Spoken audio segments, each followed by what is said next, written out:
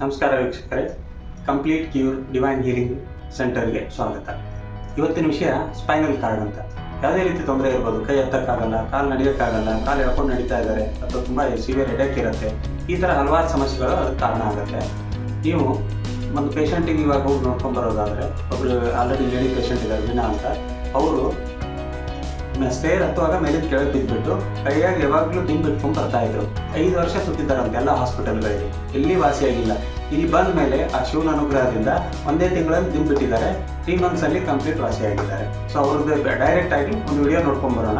Problem ಇರೋರಿಗೆ ಮತ್ತೆ back pain ಇರೋರಿಗೆ ಇದನ್ನ ಹಾಕೊಂಡು ಟ್ರಾವೆಲ್ ಈ ಹಂಪ್ಸ್ ಬರುತ್ತೆ ನೋಡಿ, ಆವಾಗ ಅವ್ರಿಗೆ ಅದು ಗೊತ್ತಾಗೋದಿಲ್ಲ.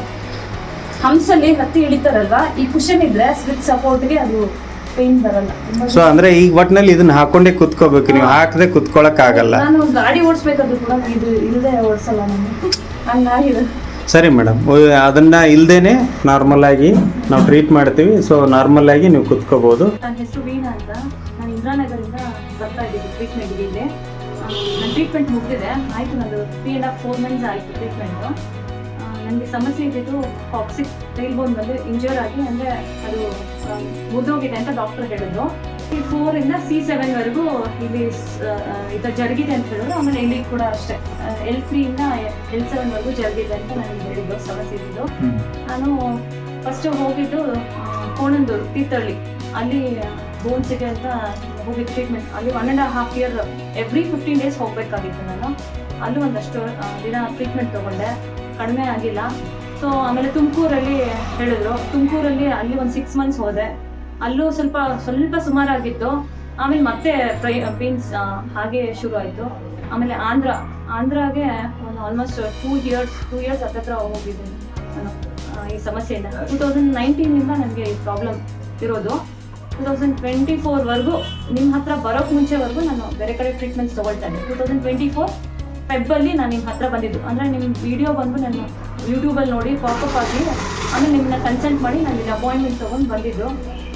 ಸೊ ಅವಾಗಿಂದ ಇಲ್ಲಿ ಬಂದು 1 week ಬರುವಾಗ ಯಾಕೆ ಬಂದಿದ್ರಿ ಡಾಕ್ಟರ್? ಆ್ಯಕ್ಚುಲಿ ನನಗೆ ಕಾಕ್ಸಿಕ್ ಕುಷನ್ ಅಂತ ಸಿಗುತ್ತೆ. ಸೊ ಆ ಕುಷನ್ ಇಲ್ಲದೆ ನಾನು ಎಲ್ಲೂ ಜರ್ನಿ ಮಾಡೋಕ್ಕಾಗ್ತಿರ್ಲಿಲ್ಲ, ಕೂತ್ಕೊಳ್ಳೋಕ್ಕಾಗ್ತಿಲ್ಲ. ಮನೆಯಲ್ಲೂ ಅಷ್ಟೇ ಕೂತ್ಕೊಳ್ಳೋಕ್ಕಾಗ್ತಿರ್ಲಿಲ್ಲ. ಜರ್ನಿ ಮಾಡಿದ್ರೆ ನನಗೆ ಪೇನ್ ಸಿವಿಯರ್ ಆಗ್ತಾ ಇತ್ತು. ಸೊ ಅದಕ್ಕೆ ನಾನು ಅದು ಎಷ್ಟು ವರ್ಷದಿಂದ? 2019 ಇಂದ. ಅಂದ್ರೆ ಒಂದು 4-5 ವರ್ಷ ಹಾಗೆ ಇತ್ತು ಆಪ್ಷನ್, ಹಾಗೆ ಯೂಸ್ ಮಾಡ್ತಾ ಇದ್ರಿ? 4-5 ವರ್ಷ ಅಪ್ರಾಕ್ಸಿಮೇಟ್. 2020 ಇಂದ 5 years ನಿಮ್ಮ ಹತ್ರ ಇಲ್ಲಿ ಬಂದು ಎಷ್ಟು ತಿಂಗಳಿಗೆ ಬರೋವರೆಗೂ ಬಂದು ಹಾರ್ಡ್ಲಿ ಒಂದು 15-20 days ನಿಮ್ಮ ಹತ್ರ ಬಂದು 15-20 days ಅಷ್ಟೇ ನಾನು ಕುಷನ್ ಯೂಸ್ ಮಾಡಿದ್ದು. ಅಲ್ಲಿಗೆ ಲಾಸ್ಟ್, ಇದುವರೆಗೂ ಇಲ್ಲ ಯಾವ ಕುಷನ್. ಸೊ 1 month ಅಲ್ಲಿ ವಿದಿನ್ ಅ ಮಂತ್ ಅಲ್ಲಿ ಆ ಕುಷನ್ ಸ್ಟಾಪ್ ಮಾಡಿದ್ರು? ಹೌದು, ವಿದಿನ್ ಅ ಮಂತ್ ಅಲ್ಲಿ ಕುಷನ್ ಸ್ಟಾಪ್ ಮಾಡಿದ್ದು. ಸರಿ, ಇಲ್ಲಿ ಬೇರೆಯವರಿಗೆ ಇದಕ್ಕೆ ಕಂಪೇರ್ ಮಾಡಿದ್ರೆ ಟ್ರೀಟ್ಮೆಂಟ್ ಬಗ್ಗೆ ಏನು ಅನ್ಸುತ್ತೆ ಡಾಕ್ಟರ್? ಇಲ್ಲಿ ಬಂದು ನಿಮ್ಮ ಹತ್ರ ಮಾಡಿದ್ದು ಟ್ರೀಟ್ಮೆಂಟ್, ಕಪ್ಪಿಂಗ್ ಆಗಿರ್ಬೋದು, ನೀಡಲ್ ಥೆರಪಿ ಆಗಿರ್ಬೋದು, ಎಕ್ಸಸೈಸಸ್ ನೀವು ಹೇಳ್ಕೊಟ್ಟಿರೋದು, ಆಯಿಲ್ ನೀವೇನು ಕೊಟ್ಟಿರೋದು, ಸೊ ಎಲ್ಲ ನನಗೆ ಒಟ್ಟಿಗೆ ತುಂಬ ಚೆನ್ನಾಗಿ ವರ್ಕೌಟ್ ಆಯಿತು. ಈಗ ನಾನು ಆರಾಮಾಗಿದ್ದೀನಿ, ಚೆನ್ನಾಗಿ ಎಲ್ಲ ಕೆಲಸ ಮಾಡ್ತಾ ಇದ್ದೀನಿ ಮನೆಯಲ್ಲಿ. ಯಾವುದೇ ಪೇನ್ ಇಲ್ಲದೆ ಆರಾಮಾಗಿ ಕೆಲಸ ಮಾಡ್ತಾ ಇದ್ದೀನಿ. ಎಲ್ಲ ಚೆನ್ನಾಗಿದೆ. Okay, thank you. ಈ ರೀತಿ ಯಾವುದೇ ರೀತಿ ನಿಮ್ಗೆ ಸಮಸ್ಯೆಗಳಿದ್ರೆ ನೀವು ಡೈರೆಕ್ಟಾಗಿ ನಮಗೆ ಕಾಂಟ್ಯಾಕ್ಟ್ ಮಾಡ್ಬೋದು. ನಮಸ್ಕಾರ.